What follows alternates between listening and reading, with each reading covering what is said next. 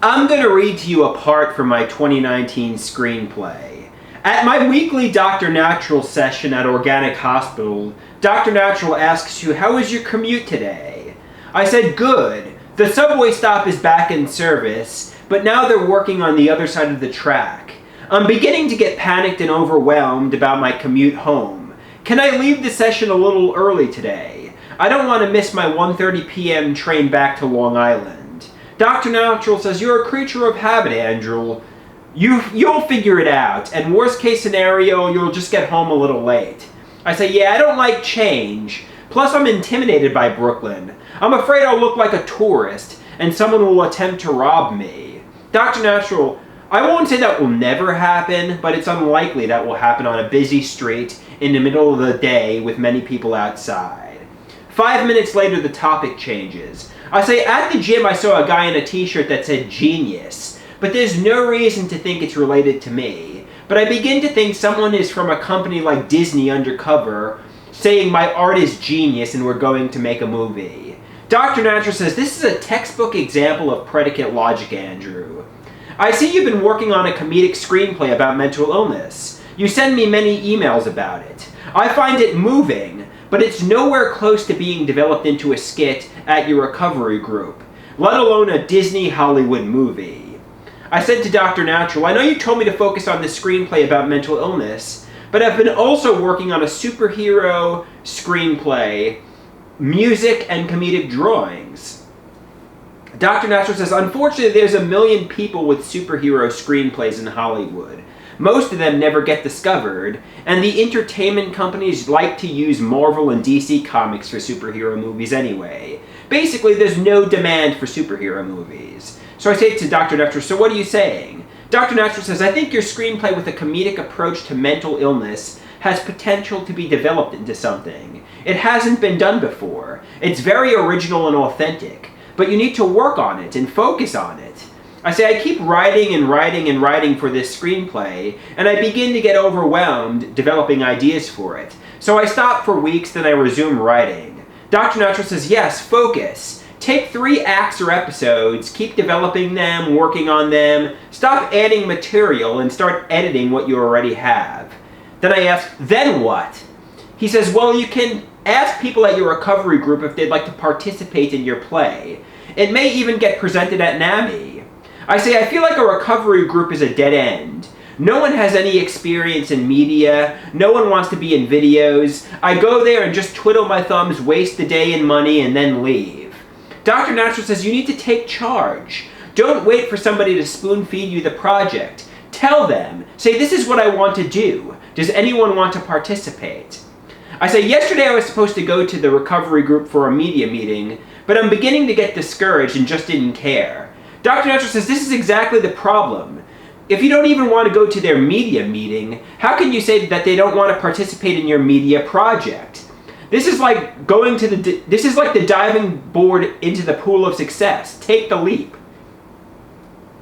I told Dr. Natural, "On all this medication, I sleep for 12 hours, and when I wake up, I feel medication hungover. For example, if I go to sleep at 8 p.m., it's hard for me to wake up before 8 a.m. Lately, I've been going to sleep later than usual, 10:30 p.m., and I can't wake up till 10:30 a.m. By the time I wake up, I go to the city for the recovery group. The day is over. If I could just snap my fingers and teleport into New York City, I guess I'd go. Then again, I still probably wouldn't." Dr. Natural says, "Stop making excuses and just go." I say, "You're right. I need to pull the trigger on the recovery group and just do it." Dr. Natural asks, "What do you mean by pull the trigger?" I say, "It's an analogy my dad always uses. I mean, begin, start, go to the recovery group." Dr. Natural says, "I don't like the pull the trigger analogy. It's not instantaneous change. It's more like moving sand from one side of the beach to the other. It's a lot of work and erosion can happen. Or construction of a house. Don't say pull the trigger." The topic changes to Taylor Swift. I just heard Taylor Swift's new song on the radio, and like many of her other songs, I got predicate logic that it's about me. I play it for Dr. Natural. Dr. Natural says, "Mint is responding to the public, to her fan base." Oh no, Taylor Swift is responding to the public, to her fan base, not you as an individual. Yes, it's predicate logic. Good catch.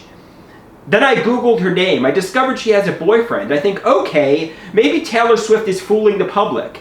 Maybe her relationship is fake. Maybe she really wants to date me. Or maybe she wants to be my friend, be in my band, and work on my movie and screenplay with me. Andrew joking, I can't date Taylor Swift anyway. After all, she's 5'11", and I'm only 5'9". A man can't date a woman who's 2 inches taller than him. Dr. Natural laughing, the reason you can't date her is it's a delusion. I say, I really want to believe Taylor Swift knows me. She's viewing me. Dr. Natural says, it's disappointing for you to realize that the thought about her is a daydream rather than reality. Hard to bear that. I say, then when I get angry, I'm like, why did Taylor Swift have such a good life while I suffered? She was famous from 18 years old with lots of money and friends, while I was struggling with a mental illness, and I still am at 31 years old. I've wasted my life up to this point. Dr. Natural says, life isn't fair. It's a hard pill to swallow. I say, this is why people like to believe in God. So what Taylor Swift is so much more successful than me? She's greedy, selfish, and a bad person while I'm good. Taylor Swift is going to hell while I'm going to heaven. Dr. Natural laughs and doesn't say a word, and he just chuckles to himself. I say, some people get lucky when they obtain success. Some even at a young age. I was very unlucky, so I made my own luck. My upcoming success I earned the hard way. I guess I'll appreciate it more since I really had to work for my success. It took me a long time to succeed. I say to Dr. Natural 5 minutes later, I went to a fancy restaurant with my family in a wealthy area. Rich and snobby people intimidate me. After we ate, I was at a Starbucks. I felt low class, inferior, and flawed in comparison. I don't relate to the blue-collar lifestyle either. Growing up, I was bullied by blue-collar tough guys. There's really no place I fit in. 5 minutes later, I talked to Dr. Natural about the pool incident. I said, I was in the pool with my mother. We were having a nice time. Then 2 birds began to mate. My mom asked, what are they doing?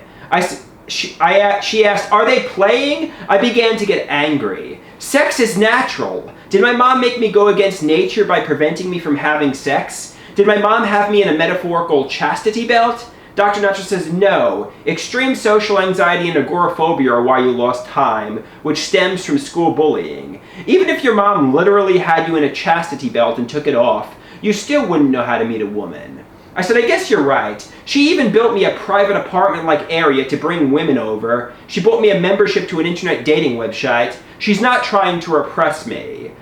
Dr. Natural says, exactly. Your mom wants the best for you. I say, it's really sad. I was bonding with my mother, having a nice, relaxing time in the pool, and it turned negative because of birds mating. It's so unfortunate that...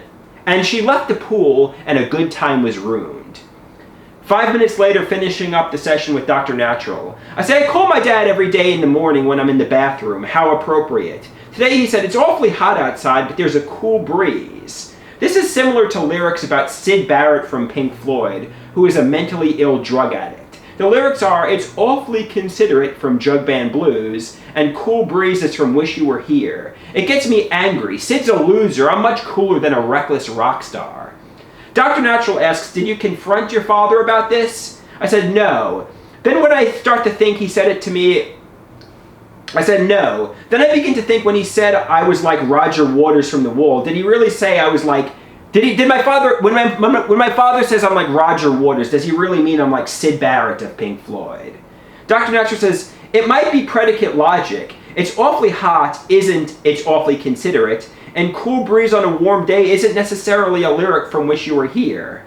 I said to Dr. Natural, I get really angry. I feel like he's calling me defective and damaged. In many ways, I'm much more functional and mature than my father. Dr. Natural joking, okay, time's up. I don't give advice for free. I say, see you next week, Dr. Natural. Hopefully I make it home safely.